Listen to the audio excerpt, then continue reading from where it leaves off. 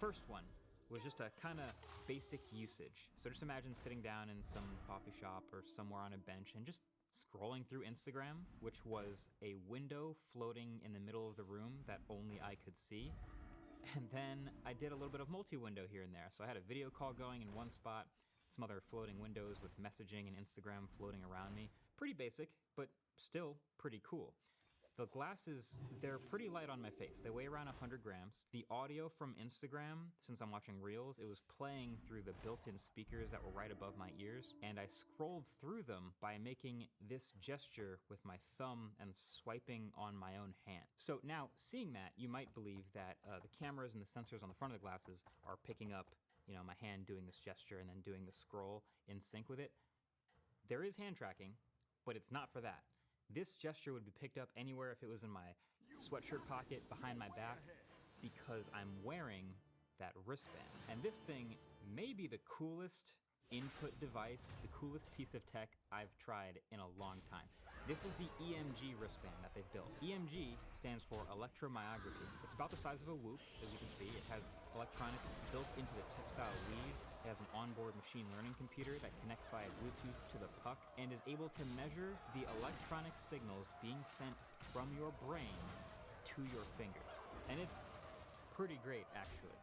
If you think about it, your tendons sort of run through your arm and they're connecting all the way through your nervous system to your brain. And so the set of electrical impulses that go through your tendons to do this gesture is very distinct and different from the set of impulses when you do this gesture, and also different from when you do this gesture.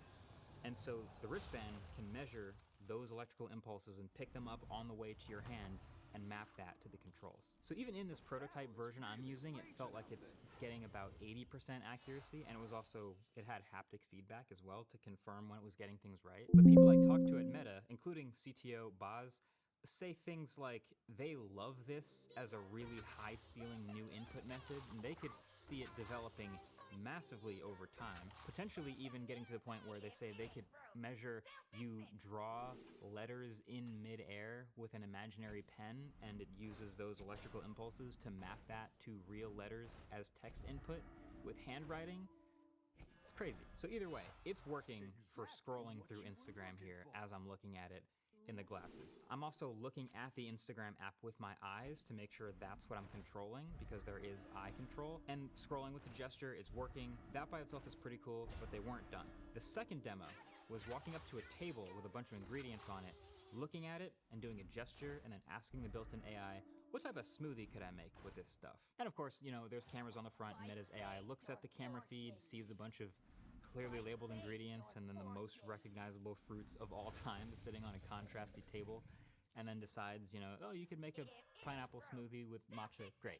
But that's not what the most impressive part of that was to me. What was impressive was the nice little touch of AR, which was these little blue dots that appeared and then tracked onto the ingredients on the table, labeling each thing and then staying on those things as I moved around and looked around the space. It's such a little thing, but it made a big difference. Again, you have to realize it doesn't look amazing through this video, but in real life, just picture yourself looking at objects through your glasses and seeing labels pop up over them. That was like sci-fi, it was amazing. But so then the third and final demo was probably the coolest, because it was also a shared spaces demo. So there's two people with glasses on. So both people walk up to this QR code in the middle of the room, stare at it for a few seconds, and then that becomes the anchor point for a shared experience in 3D space, which in this case was a game of 3D Pong. So with the sensors at the front, now it's just shifted to visually tracking